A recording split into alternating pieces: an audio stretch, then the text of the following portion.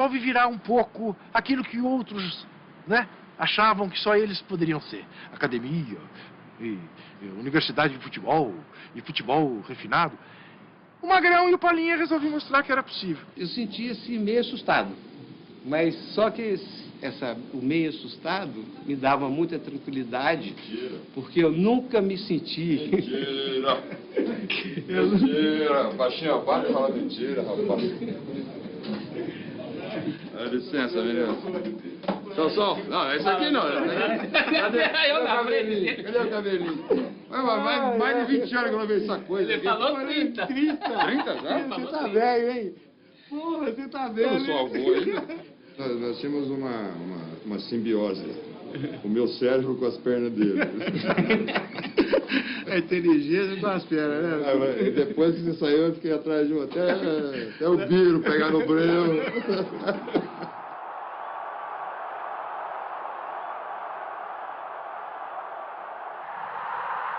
Eu fui protagonista dos passos mais bonitos que eu dei na vida e não fez o gol. Aquele do Vai calcanhar. cavar pênalti. É mania de cavar pênalti. Que depois... Ele que ensinou os caras de hoje, todo mundo quer cavar pênalti hoje, o dia todo. É isso que eu falo. O Pelé fazia isso, era um gênio. O Palinha fazia, era catinho. Sócrates, Palinha, penetrando Palinha, pode marcar, olha o Palinha, pode marcar o Sócrates, atenção, gol!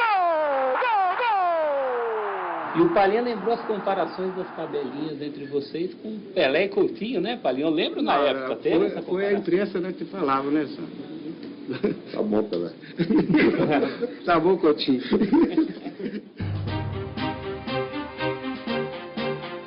No Brasil do começo dos anos 80, abertura política, fim da censura e diretas já eram as palavras de ordem.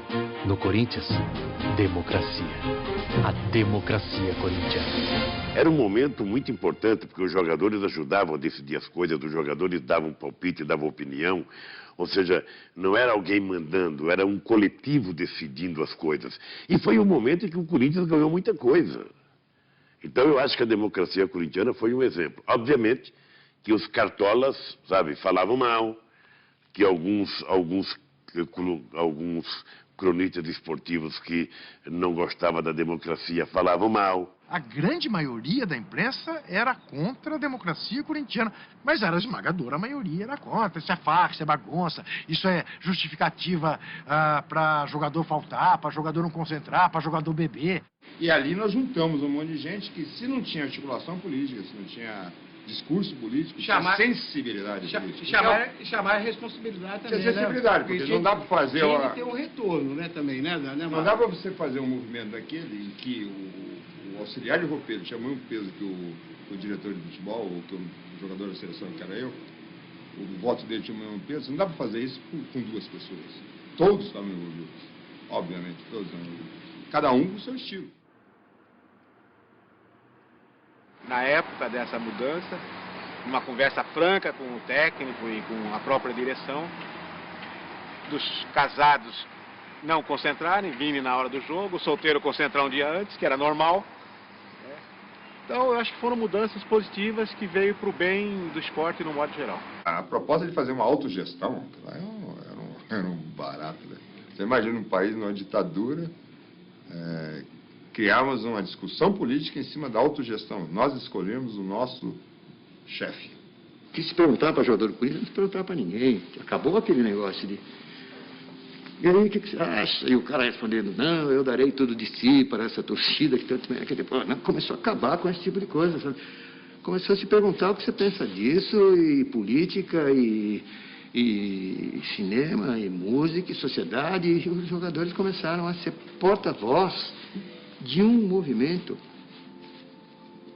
realmente democrático em todos os sentidos, não no sentido político, no sentido de vida. O Corinthians vira nacional, de fato, em 82, 83, menos pelo bicampeonato paulista e mais pela discussão que o Corinthians suscitou no Brasil inteiro sobre como devam ser as relações trabalhistas num clube de futebol e também no embrião da campanha das diretas. Repita aqui, doutor, repita aqui. Se a emenda for aprovada, você não vou embora do nosso país.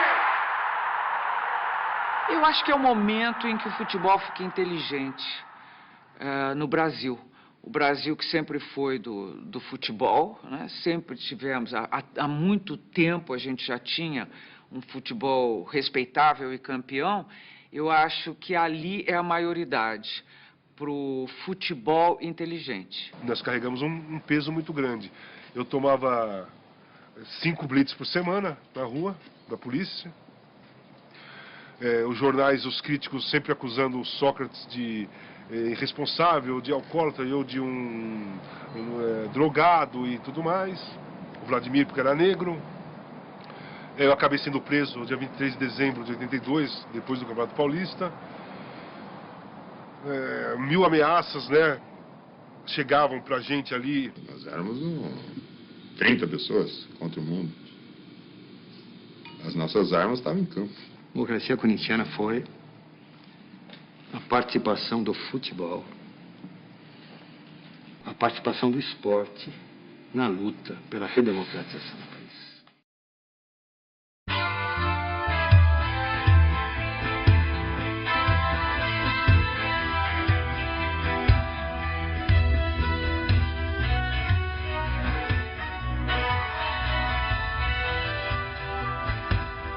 Salve o Corinthians, o campeão dos campeões, eternamente dentro dos nossos corações.